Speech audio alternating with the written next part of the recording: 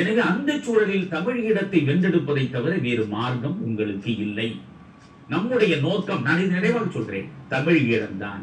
ஆனால் நேற்று வரையில் ஈழ மண்ணிலே இருந்தவர்கள் இந்த தமிழ் ஈழத்தை வென்றெடுப்பதற்காக எல்லா விதமான தியாகங்களையும் செய்தார்.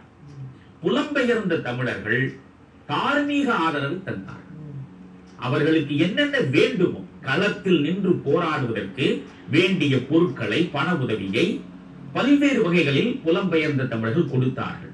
ஆனால் இன்று நிலைமை மாறிவிட்டது. இன்றைக்கு அங்கே இருக்கக்கூடியவர்களில் பெரும்பாலானவர்கள் அழிந்து விட்டார்கள். மற்றவர்கள் உருப்பிழந்தவர்களாக, நடைப்பணமாக மாறிவிட்டார்கள். இன்னும் பலர் வீடு கூட இல்லாமல், தங்குவதற்கான இடம் கூட இல்லாமல் தேடிக்கொண்டிருக்கிறார்கள். எனவே இந்த நிலையில் மனநோயாளிகளாக மாறிவிட்ட அந்த ஈழத்தில் வாழக்கூடிய தமிழர்களை மையப்படுத்தி அவர்கள்தான் தமிழ் ஈழத்தை வென்றெடுப்பதற்கு மீண்டும் போராட வேண்டும் என்கிற நிலை வரலாகாது. இப்பொழுது களம் மாறிவிட்டது. புலம்பெயர்ந்தவர்கள் தோள்களில் இந்த போர்க்களம் வந்து இப்பொழுது அமர்ந்திருக்கிறது. புலம்பெயர்ந்தவர்கள் தான் இனி இதை சுமந்தாக வேண்டும். சரி, புலம்பெயர்ந்தவர்கள் சுமந்தாக வேண்டும் என்றால் எப்படி செய்வது? புலம்பெயர்ந்தவர்கள் பல்வேறு நாடுகளில் இருக்கிறார்கள். வாழ்வதற்காக சென்றவர்கள் அந்தந்த நாடுகள் அவர்களுக்கு வாழ்விடத்தை வழங்கி இருக்கின்றன, அவர்களுடைய வாழ்க்கைக்கு உத்தரவாதத்தை வழங்கி இருக்கின்றன. அந்த நாடுகளுக்கு அவர்கள் முதலில் விசுவாசமாக இருக்க வேண்டும். அந்தந்த நாட்டினுடைய சட்டத்திற்கு உட்பட்டுத்தான் அவர்கள் காரியமாற்ற வேண்டும். சரி, இருக்கிற நாடுகளுக்கு விசுவாசமாக, இருக்கிற நாடுகளின் சட்டத்திற்கு உட்பட்டு காரியமாற்றுகிற நிலையில் என்ன செய்வது என்றால் அங்கேதான் அறப்போராட்டம். மீண்டும் நீங்கள் இந்த காந்திய வழிக்குத்தான் வந்து நிற்க வேண்டி இருக்கிறது. எனவே எல்லா இடங்களிலும் இருக்கக்கூடிய, லண்டனில் 3 லட்சம் தமிழர்கள் இருக்கிறார்கள் என்றால் 3 லட்சம் தமிழர்களும் லண்டனில் இருக்கக்கூடிய அரசை நிர்பந்திக்க வேண்டும். கனடாவில் 3 லட்சம் தமிழர்கள் இருக்கிறார்கள் என்றால் கனடா அரசாங்கத்தை உழுக்க வேண்டும். இதை நீங்க ஏற்கனவே சொல்லியிருந்தீங்க ஐயா. பிரச்சனையே என்னன்னு சொன்னா, அந்த மக்கள் அனைவரும் ஒன்றுபட்டு ஒரு தளத்தில் இருக்கிறார்களா என்ற ஒரு குழப்பம் இப்ப இருக்கு. இதுதான் உங்ககிட்ட கேள்வி, என்ன செய்ய வேண்டும்? சிலர் ஆதரவு நிலைப்பாட்டில் இருக்காங்க, சில பேர் ஒதுங்கி கேட்டு இனி நம்ம வேலையை பார்க்கலாம் அப்படின்ற மாதிரி.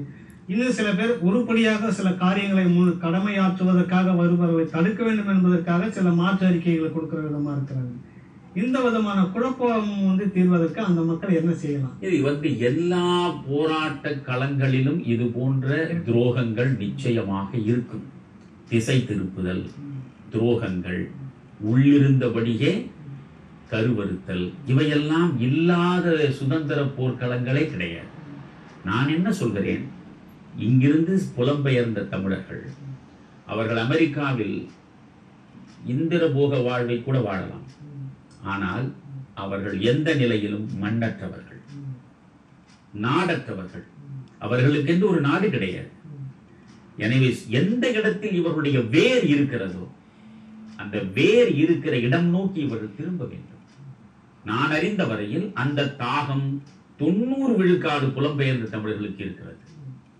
எவ்வளவுதான் சுகங்களோடும் வசதிகளோடும் வாய்ப்புகளோடும் நமக்கு வாழ்க்கை வெளிநாடுகளில் கிடைத்தாலும் கூட அவர்களுடைய பார்வை முழுவதும் இந்த ஈழத்தை நோக்கித்தான் இருக்கிறது. எனவே தமிழ் ஈழத்தை வென்றெடுக்க வேண்டும் என்கிற தாகம் 100% விழுக்காடு புலம்பெயர்ந்த தமிழர்களுக்கு இருக்கிறது. மறந்து விடாதீர்கள். 10% இருக்கவே செய்யும். நீங்கள் கடவுளையே உண்டு என்பார் பலர், இல்லை என்பார் சிலர். 100 விழுக்காடும் கடவுளை ஏற்றுக்கொள்பவன் இந்த உலகத்தில் இருக்கிறார்களா? எனவே இன்றைக்கு 90 விழுக்காடு புலம்பெயர்ந்த தமிழர்கள் ஈழம் பெற்றாக வேண்டும் என்ற நிலையிலிருந்து மாறவே இல்லை. ஆனால் அவர்களிடம் இருக்கிற தயக்கம் இதுதான். 30 ஆண்டு காலம் நாம் அறவழியில் போராடினோம், 30 ஆண்டு காலம் ஆயுதம் தாங்கி போராடினோம். 2 நிலைகளிலும் நாம் உரிமைகளை பெற முடியவில்லையே, இனி எப்படி போராடுவது? எப்படி போராடுவது என்பதிலேதான் அவர்கள் மயங்கி இருக்கிறார்களே தவிர போராட்டத்தை கைவிட்டு விட வேண்டும் என்று நீங்க சொல்லியிருக்கீங்க. அடுத்த கட்ட போராட்டம் புலம்பெயர்ந்த மக்கள். நிச்சயமாக அடுத்த கட்ட போராட்டம் என்பது புலம்பெயர்ந்த தமிழர்கள் தான் நடத்த வேண்டும்.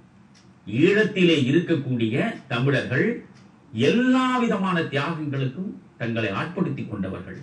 வாழ்வாதாரங்களை தேடி இன்றைக்கு இருக்கக்கூடிய மனிதர்களிடம் நீங்கள் கையிலே கொண்டு போய் ஆயுதத்தை கொடுத்து நீ போராடு என்று சொல்ல முடியாது.